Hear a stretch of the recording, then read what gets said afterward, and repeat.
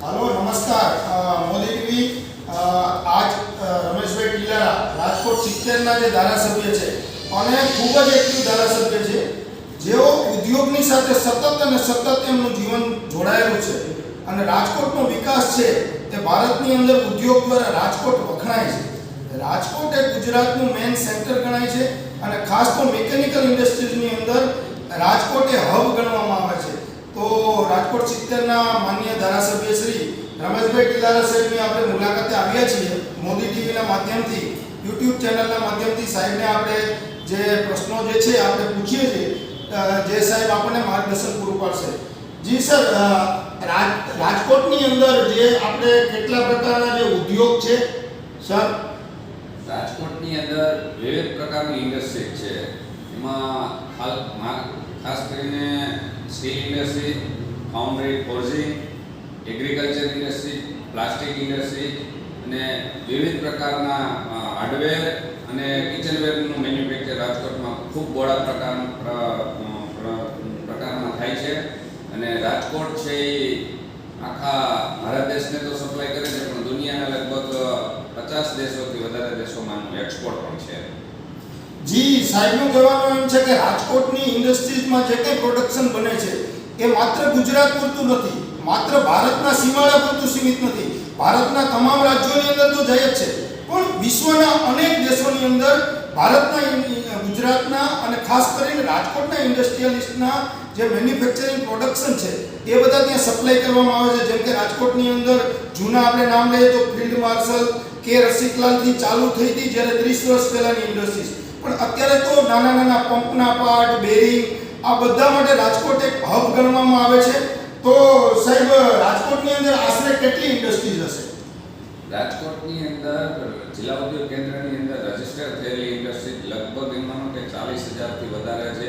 એમાં મીડિયમ અને સ્મોલ બંને પ્રકારની ઇન્ડસ્ટ્રીઝ આવી જાય છે અને હજી રાજકોટની આસપાસના બધા જ વિસ્તારની અંદર નવી ફેક્ટરી આવે છે અને એના રજીસ્ટ્રેશન અત્યારે ચાલુ છે। એટલે ટૂંક સમયમાં હજી લગભગ 5,000 રજીસ્ટર વધે એવી શક્યતા છે। સાહેબના કહેવા પ્રમાણે રાજકોટનો જ્યારે હરણફાળ વિકાસ થઈ રહ્યો છે, રાજકોટના ભૂતપૂર્વ મુખ્યમંત્રી પણ હતા અને આપણા માનનીય વડાપ્રધાન શ્રી નરેન્દ્રભાઈ મોદી પણ રાજકોટથી પણ એ ચૂંટણી લડેલા અને રાજકોટ એમના હૃદયમાં છે। ત્યારે રમેશભાઈ, તમે જે વાત કરી કે 5,000 ઇન્ડસ્ટ્રીઝનું જે રજીસ્ટ્રેશન થવાનું છે તો એ ખૂબ આનંદની અને ગર્વની વાત છે। ઊંચી રોજગારી પણ મળશે, લોકોનું જીવન ધોરણ જે છે એના કરતાં પણ ઊંચું આવશે અને જે લોકો ભણેલ ગણેલ શિક્ષિત છે એના માટે પણ ખૂબ ફાયદો થશે। તો રમેશભાઈ, ભવિષ્યમાં રાજકોટના ઇન્ડસ્ટ્રીયલ વિકાસ માટે આપ શું પ્રયાસ કરો છો અને આપનો એ બાબતનો જે કંઈ અભિગમ હોય એ જનતા માટે જણાવશો? આટલી બધી ઇન્ડસ્ટ્રીઝ હોય અને જ્યારે ભારતનો અને ગુજરાતનો વિકાસ થઈ રહ્યો હોય ઇન્ડસ્ટ્રીઝમાં, ત્યારે એક ધારાસભ્ય તરીકે અમારા બધાની ફરજ બને છે કે ઇન્ડસ્ટ્રીઝને અમારે કેમ વધારે સપોર્ટ કરવો અને આગળ લઈ આવવી। એના માટે આદરણીય વડાપ્રધાન નરેન્દ્રભાઈ મોદીએ આવતા વર્ષે G20ની ઇવેન્ટ એક નક્કી થયેલી છે અને G20ની ઇવેન્ટ એક એવી ઇવેન્ટ છે કે દુનિયાના 50 દેશો ભારત દેશમાં આવશે અને એની અહીંયા અલગ અલગ કોન્ફરન્સો કરશે, B2B મીટિંગ કરશે।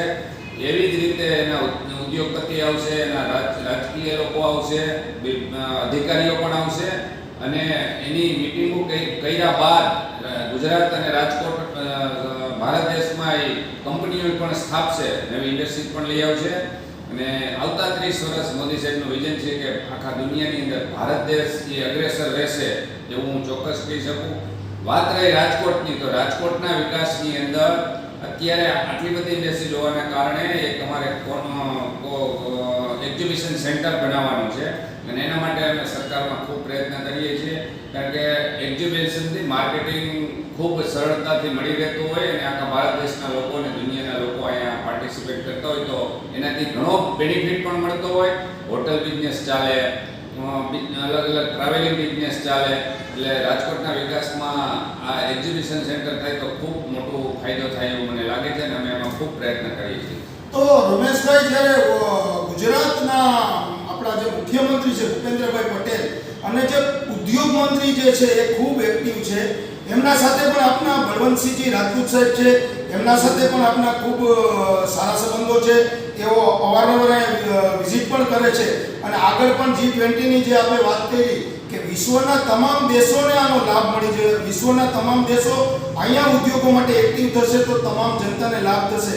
અને રમેશભાઈ, બીજો પ્રશ્ન કે અત્યારે જે લોકસંપર્કથી આપ અત્યારે જે બધા લોકોને મળ્યા, તો આપને લોકોનો જે અભિગમ છે એ સંપર્ક દ્વારા શું લાગે છે સાહેબ? નરેન્દ્રભાઈ મોદીના સુશાસનના 9 વર્ષ થયા અને એના ભાગરૂપે અમે ડોર ટુ ડોર વિઝિટ કરીએ છીએ અને સંપર્ક કર્યો છે.